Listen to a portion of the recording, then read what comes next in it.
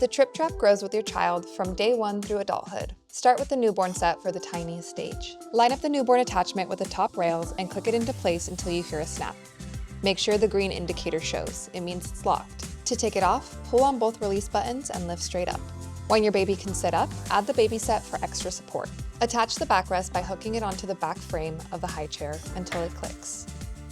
Tuck the tabs of the seat rail in between the crossbars. Then snap the bottom of the seat rail into the opening on the seat plate. Push down until you hear it click. Align the tray with the corners of the seat rail at an angle, then press down until you hear it click. Once your child is ready for more independence, switch to toddler mode. Start by removing the tray. Reach under in the center of the tray, press the button, and lift up. Press the center of the seat rail and pull up to take it out of the slot, then untuck from the crossbeams. Now remove the back piece. Loosen the bolts, then move the seat plate and footrest to a comfy position for your child's height. For teens or adults, remove the top board out completely.